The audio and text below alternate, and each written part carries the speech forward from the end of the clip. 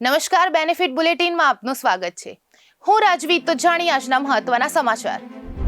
સુરતમાં કામરેજના વાલક પાટિયા 4 રસ્તા પાસે મોડી રાત્રે ચાલુ કારમાં આગ લાગી. અચાનક ધુમાડો નીકળતા ચાલક સમયસર બહાર નીકળી ગયો.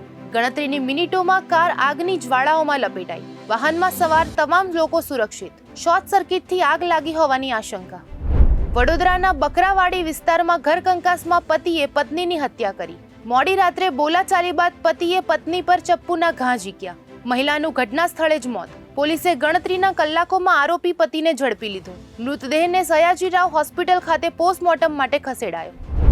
ઇન્ડિગોએ વધતા એવિએશન ફ્યુલ ભાવ અને મિડલ ઇસ્ટ તણાવને કારણે ફ્લાઇટ ટિકિટ પર ફ્યુલ ચાર્જ વધારવાની જાહેરાત કરી. 14 માર્ચની રાતથી નવી બુકિંગ પર વધારાનો ચાર્જ લાગુ. ડોમેસ્ટિક ફ્લાઇટ્સ પર ₹425 સુધી અને મિડલ ઇસ્ટ રૂટ પર લગભગ ₹900 સુધી વધારાનો ચાર્જ અમલમાં મુકાયો. કિંજલ રબારીએ અશોક ચૌધરી સાથે ભાગીને આંતરજ્ઞાતીય લગ્ન કર્યા બાદ વિવાદ વણસ્યો. લગ્ન બાદ દંપતીએ પોલીસ પ્રોટેક્શનની માંગ કરી અને સોશિયલ મીડિયા પર થયેલી ટિપ્પણીઓ બાદ તમામ પોસ્ટ ડિલીટ કરી. પાટણ વિસ્તારમાં સમાજના આગેવાનો વચ્ચે ચર્ચા શરૂ. તો આવા જ મહત્વના સમાચારો જાણવા માટે જોડાયેલા રહો બેનિફિટ ન્યૂઝ સાથે.